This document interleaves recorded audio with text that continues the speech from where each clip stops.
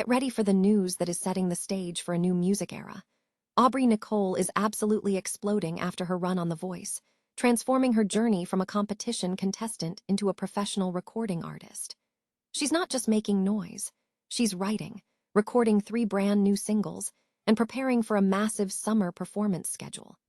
Find out how her dedication to songwriting and her recent accolades are launching her career into the stratosphere.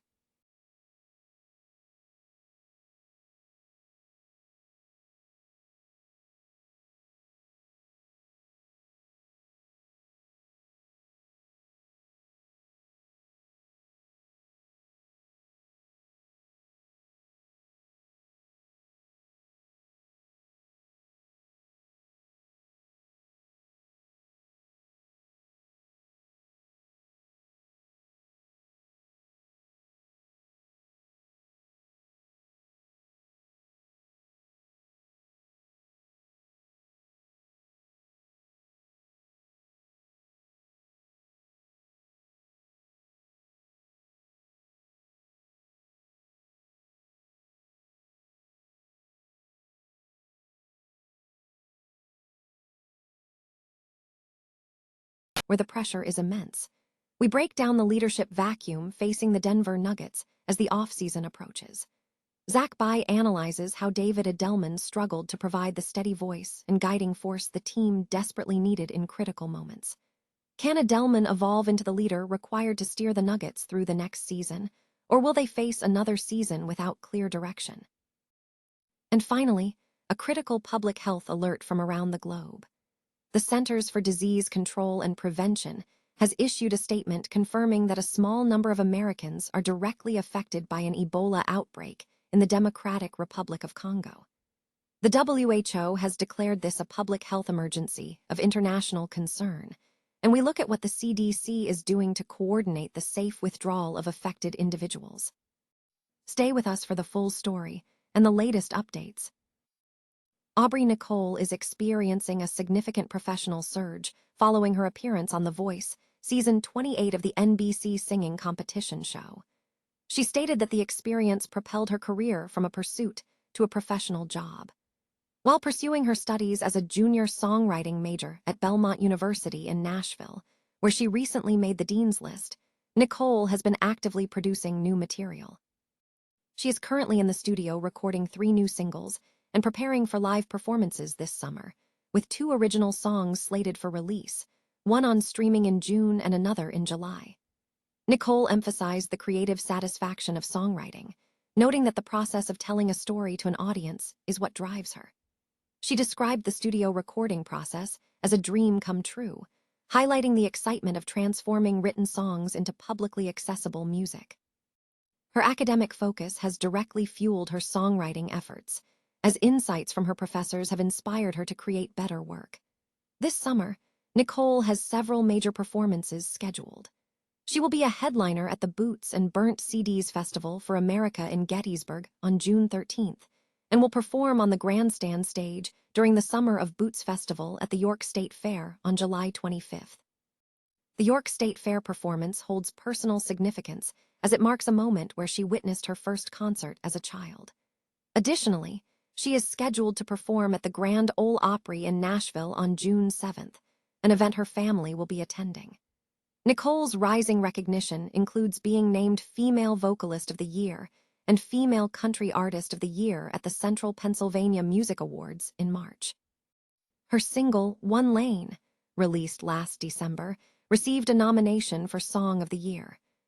Nicole is establishing herself as a recognized artist despite being in the fledgling stages of her career. The formal return of a significant historical artifact to India has ignited a complex debate regarding Tamil identity and historical narratives.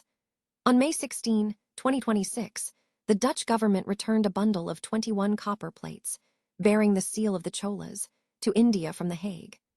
Weighing approximately 30 kilograms, this object is considered the world's heaviest book, known as the Animangalam Tamra Sasanam, or the larger Leiden plates.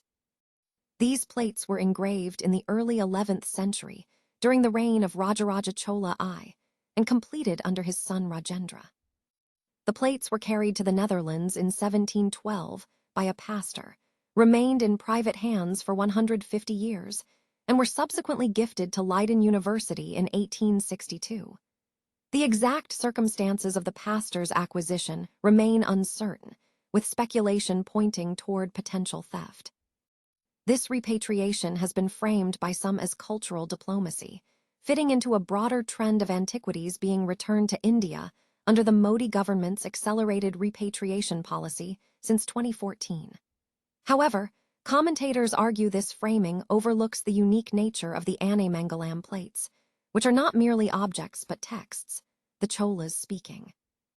The 343 lines of Sanskrit verse and Tamil prose present a challenge to the prevailing narrative in Tamil Nadu.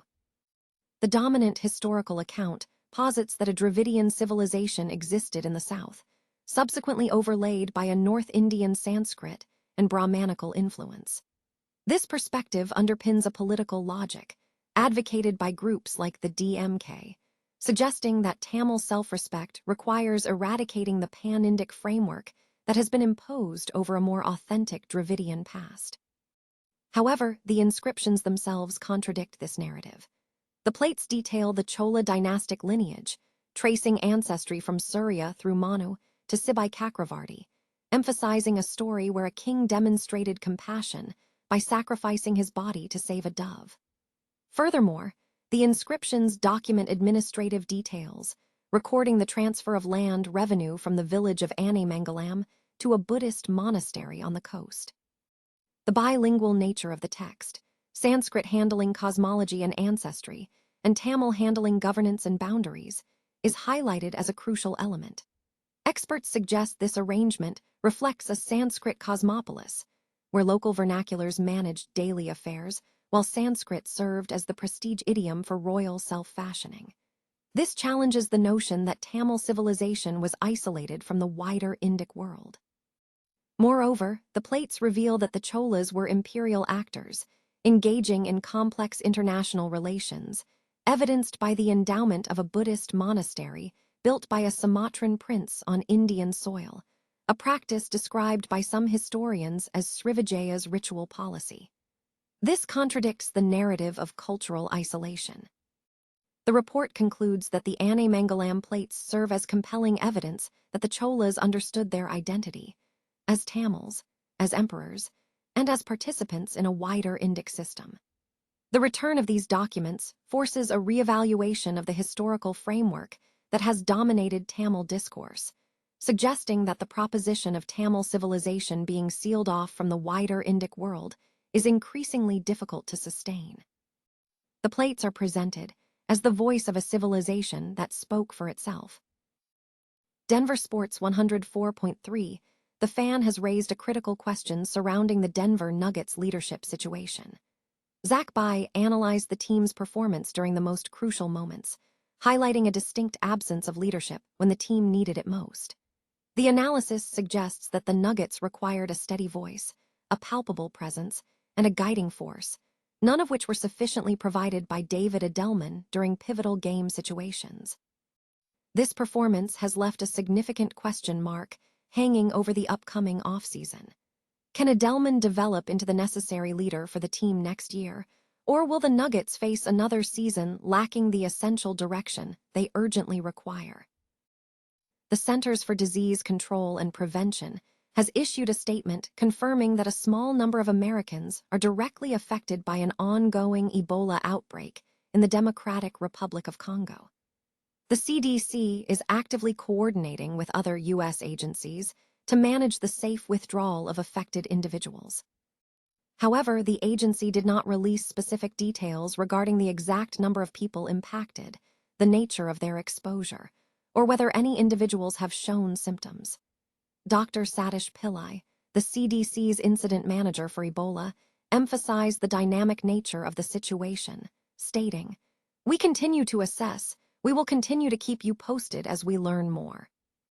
Globally, the situation is being treated with high concern. The World Health Organization previously declared the Ebola outbreak in the Democratic Republic of Congo and Uganda a public health emergency of international concern. As of Sunday, the CDC reported 10 confirmed Ebola cases and 336 suspected cases in the DRC, alongside 88 suspected deaths in the DRC. Additionally, there were 2 confirmed cases and 1 confirmed death in Uganda linked to travelers from the DRC. The CDC maintains that the risk to the general American public remains low. The agency clarified that the Ebola virus spreads exclusively through direct contact with the bodily fluids of an infected person, not through casual contact or airborne transmission. Acting CDC Director Jay Bhattacharya stressed the agency's preparedness, noting that the U.S. has extensive experience in responding to such outbreaks. He affirmed the commitment to providing necessary resources to the affected region, adding, "We are absolutely involved." The outbreak in the DRC marks the 17th Ebola event since the disease emerged in the 1970s, according to the WHO. The specific strain of Ebola in question is caused by the Bundibugyo virus, for which there are currently no available therapeutics or vaccines, the WHO noted. The WHO has previously declared international public health emergencies for Ebola, COVID-19, and Mpox.